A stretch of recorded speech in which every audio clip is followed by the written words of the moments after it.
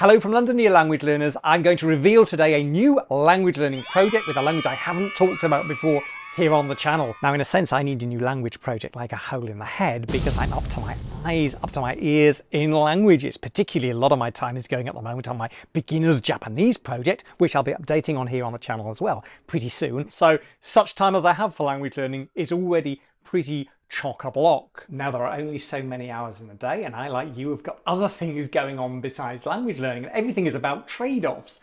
I think there needs to be a pretty good reason why I would start a new language project.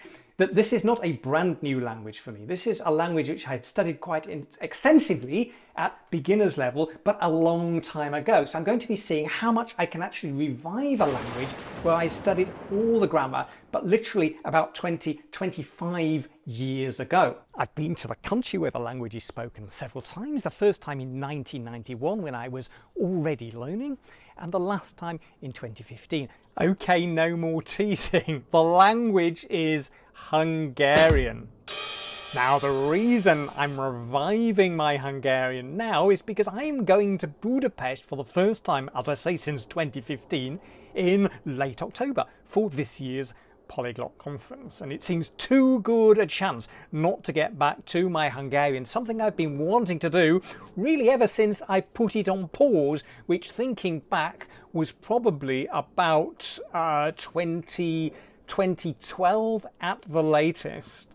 But why did I start learning Hungarian back in 1991 in the first place? Well, at that time, I was a research student in East European and Central European history. I'd learnt Russian, I'd learnt German. I was excited in finding out more about Central and Eastern Europe and loving the languages. Hungarian seemed the obvious one to go for because it's so different. It's interesting for someone like me who enjoys discovering how new languages work. It's not related to German or to the Slavonic languages, the other ones, related to Russian closely, like Polish or Ukrainian or Slovak. So also it was less likely to interfere, as it were, with my Russian. That's what I thought. And a couple of my professors were really inspiring people, and they were great fans of Hungary as well. So that was another reason. And then in 1991, my parents went to Hungary for a year after they'd retired to teach English. So I went, I think it was my first visit to the country, to visit them in Kecskemét when I was living in Finland, actually, for Christmas 1991.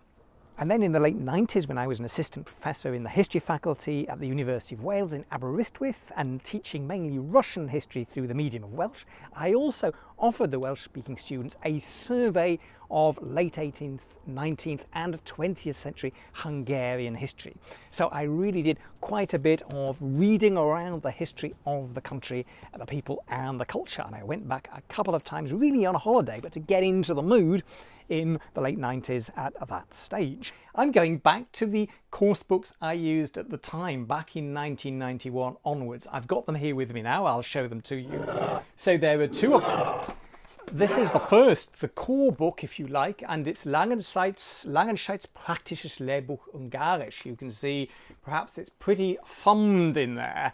And back in the day, these are the answers to the exercises, a bit of salami publishing going on in there. Because I bought this book actually when I was living in Germany for the first time in Freiburg as an Erasmus exchange student back in 1991. So I shouldn't go off down memory lane. But the point is, I worked through this book very thoroughly, probably 2 or 3 times, and I've actually marked all the exercises to show the number of times, at least 3, many of them, I went through them. It is a really comprehensive text. The whole grammatical structure of the language is in there. So I'm going back to that, and I've even dug out the cassettes that go with it. There are 2 of them. This is one of them. And also I had to find something to play them on, so I went into the back of one of my cupboards and pulled out one of my dust-gathering radio cassette recorders, and I have been using that while also having copied, for personal use only, I hasten to add, onto my phone's audio the cassette, because I'm a bit afraid that the tape might break or get mangled up in the machine or something. So I've got them now in MP3 form that I can listen to on the go. Now, the other book, well, that is an old edition, Assimil, and it's also in German, Ungarisch ohne Mur. And that is another one which you can see from all the labels and stickers up there, and the rather sort of dog-eared nature of the book. I have worked through that many times as well, and that also has a couple of cassettes, 4 cassettes actually, that go with it. So what actually am I doing? What's the timetable? Early July, I decided I would take my usual approach of having a focused study slot as the core of my language learning for Hungarian. Just as with my Japanese, it is 30 minutes a day, 5 days a week. And I am basically working through both of the courses I just showed you. Now, they often say that, and I often say, if you get a language to an upper intermediate level, so B2 on the Common European Framework of Reference, as my Russian was, my French, my German before I started about 10 years ago to get, to try and take them up a level again. It's pretty easy to get back into a language, but my Hungarian was nowhere near that. It was at the very best probably a top A1, lower A2 back in the day. But what I had done, which you might not associate with those language levels, is that I had thoroughly covered all the grammar of the language, all the major structures included in both of those courses, and they are pretty comprehensive in their coverage. And I'd done a lot of interactive work with them and quite a bit of listening at the time. I remember I had an old real audio player on the huge chunky PC on my desk in Aberystwyth in the mid-late 90s, and that was a sort of a precursor, if you like, to radio apps. Today it used to crash a lot, but it was a way of picking up Hungarian radio in my office, which was the height of amazing technology back then.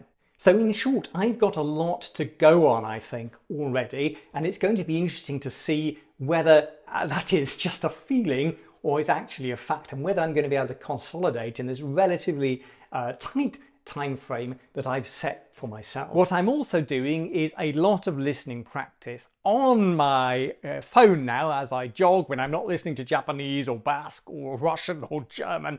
I am now listening to Kossuth Radio, native level Hungarian radio a little bit, but mainly a couple of podcasts, particularly Hungarian with Cici, that I've found on the podcast app, and I'm finding really enjoyable. So as always with my language learning, I'm trying to get a lot of listening in as well as doing this active focused study.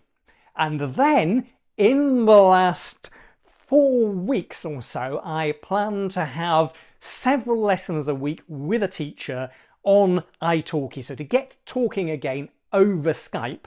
And I hope if I can find a teacher who's in agreement that I'll be able to do a bit of beginning and end of that 4-week period recording of the course so I can share them with you here on the channel. So there we are, that's my new mini project. Should I be starting something new? Probably not. Am I excited about it? Yes, I definitely am, and I'm going to see where I can get with this relatively limited time investment up to the trip to Hungary. Now, if you want to follow what's going on, a good way to do that is through the How to Get Fluent email club, my newsletter. If you've not yet signed up, follow the link under the video.